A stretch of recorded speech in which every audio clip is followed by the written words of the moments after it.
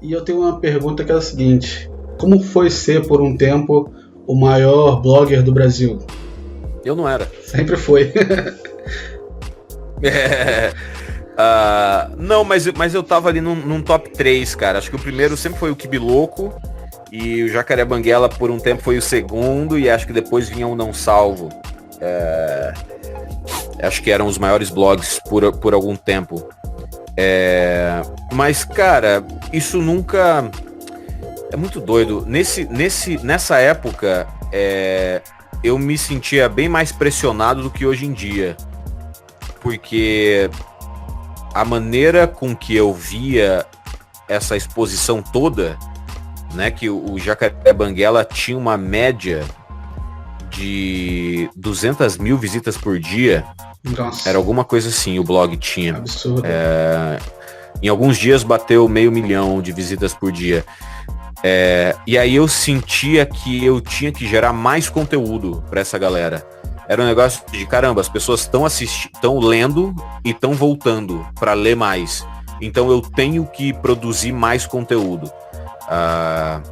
E hoje em dia, como ao longo dos anos foi ficando comigo uma galera muito, muito fiel e gente boa, que eu consigo trocar uma ideia e, enfim, troca uma ideia de volta comigo, não é uma galera agressiva, como no Twitter um pouco eu vejo uma galera super agressiva com alguns produtores de conteúdo, e a galera que me segue, que me acompanha não é dessa maneira. Então eu fico assim, putz, eu sinto que eu consigo ficar mais tranquilo e produzir menos conteúdo agora que eu tenho menos gente. Mas não foi o que eu escolhi. Eu queria ter muita gente, mas eu também lembro que aquilo sim era uma pressão dentro da minha cabeça. Era uma pressão de eu tenho que agradar todo mundo, eu tenho que fazer todo mundo gostar, eu tenho que fazer todo mundo voltar. E aí, cara, uma maneira de falhar é tentar agradar todo mundo, né? Daí você deixa de ser você vai abrindo, como a gente disse, você vai abrindo as pernas pro que as pessoas estão dizendo e aí chega um momento que você se pega pensando, eu tô fazendo isso porque eu gosto e porque é o que eu acredito, ou eu só tô fazendo isso para ter audiência? Entendi. E aí a segunda resposta a segunda pergunta é a resposta. Muita gente faz o que faz, não porque acredita ou porque gosta, mas porque não quer perder a audiência. E não é um caminho que eu queria seguir. Eu não queria fazer o que os outros estavam pedindo que eu fizesse. Eu queria continuar criando as coisas que eu estava criando e que as pessoas estavam gostando. Então, inevitavelmente, os números começaram a cair. Eu falei, puta, peraí, eu não quero fazer o que... Eu não quero fazer... Teve um momento que o YouTube era desafios, né? Era desafios e hashtags e challenges. E todo mundo tava fazendo challenge e tava tendo muita visita, porque a pessoa vê um challenge e ela quer ver o outro youtuber fazendo o mesmo challenge pra ver e tal. E aí foi virando uma comunidade mesmo de youtubers e tal. Tanto dos pequenos, médios e grandes. E eu fiquei assim, puta merda, velho, não é o que eu quero fazer. E aí você tem que tomar a decisão, que é, de novo, né? Não é difícil tomar a decisão, difícil é viver das consequências das decisões. E aí as visitas começaram a cair, eu falei, tá bom, vai, eu não vou continuar acreditando que eu tenho que fazer o que eu quero fazer. De tudo que você já criou especificamente pro YouTube, Não Fale com Motorista, Jacaré Banguela Fora do Ar, qual desses seus quadros seria assim o seu preferido, que você olha com ele com mais carinho quando você vê uma playlist rolando o seu conteúdo? O Fora do Ar. O Fora do Ar foi o que... O Fora do Ar era o que eu mais queria fazer na internet. Desde sempre. Eu queria saber mais das pessoas com um talk show. Eu assistia o programa do Jô e achava incrível o Jô entrevistar a presidente do Hospital Albert Einstein e ter um papo super divertido, inteligente com a presidente do Hospital Albert Einstein, e no próximo bloco ele fazer uma entrevista com um Tiririca e ser tão bom, tão interessante e engraçado quanto a presidente do Albert Einstein. Eu achava isso fascinante, assim, como a cabeça do Jô ia de um assunto para o outro com muito respeito pelos entrevistados.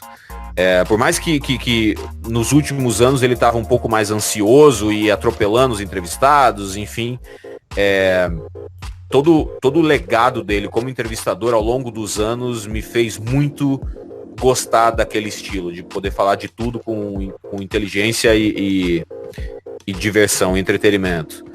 E aí quando eu comecei a fazer o Fora do Ar em 2010, há 10 anos que eu comecei a fazer o Fora do Ar, era o que eu mais gostava de fazer. O Não Fale com Motorista foi uma alternativa ao Fora do Ar, porque era mais barato fazer o Não Fale com Motorista. E tanto que eu comecei a fazer o Não Fale com Motorista antes de fazer o Fora do Ar. Porque o Não Fale com Motorista era só para ser um videozinho de viagem. Eu dirigindo de Cuiabá, onde eu comprei meu carro, até o Rio de Janeiro, onde eu morava. E aí eu fiz, as pessoas gostaram, eu continuei fazendo, e aí as pessoas continuaram gostando. Eu falei, então, peraí, eu vou me dedicar um pouco aqui, porque as pessoas estão gostando, e é o mais próximo que eu consigo chegar do talk show que eu quero fazer. E aí quando eu me mudei para São Paulo, eu decidi que eu ia fazer num teatro. Na época eu tava ganhando um bom dinheiro para eu poder investir dinheiro do meu bolso numa ideia que eu acreditava. E aí eu fiz o Fora do Ar, que foi com o Pedra Letícia, o Mundo Canibal, o Rafinha e a Dilma, que era o Gustavo Mendes que fazia. Esses foram os 4 primeiros programas. E eles estão no YouTube e eles têm 1 milhão de problemas, cara. Você assiste, você vê problema no áudio, você vê o programa tá muito longo, o ritmo do programa não tá bom. Mas tem muita coisa que eu gosto lá. Por causa daquele vídeo, o Gustavo Mendes viralizou incrivelmente como Dilma, porque era o personagem da Dilma dando entrevista num talk show que ninguém conhecia e fazendo piadas excelentes.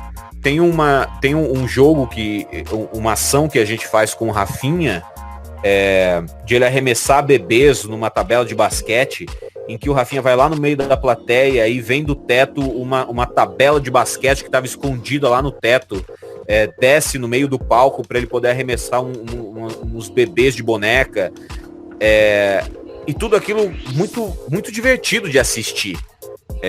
E depois de um tempo eu consegui fazer dentro do Comedians, com um cenário um pouco mais interessante, enfim, todo projetado do jeito que eu queria realmente fazer. Então Fora do Ar era o que ainda é o programa que tá no meu coração. E a última temporada eu fiz na Avenida Paulista, com o MASP de fundo, as pessoas caminhando atrás, as entrevistas foram muito legais, custou bem menos dinheiro, foi tão mais criativo fazer daquele jeito. E tá publicado. Então o Fora do Ar é o programa que eu mais gostei de ter feito. E como operário da comédia, quais são os próximos passos? Fazer filme, né? Continuar fazendo filme. Genial, Banguela. Então, por hoje é isso. Muito obrigado por participar aqui dessa conversa. Foi muito legal. Eu que agradeço, cara. Foi maneiríssimo. Obrigado pelas perguntas, obrigado pelo papo. Eu adorei. Galera, agora vocês já sabem o que fazer. Deixem um like para fortalecer o canal. Comentem o que vocês acharam da entrevista. E me sigam nas redes sociais. @Papo Fora do PA. Tá na tela, tá na descrição. E se você é novo por aqui, inscreva-se no canal. Tem vídeo novo toda quarta e sábado às 6 horas da noite. Eu te vejo por aqui. Muito obrigado pela sua audiência aí. Até a próxima.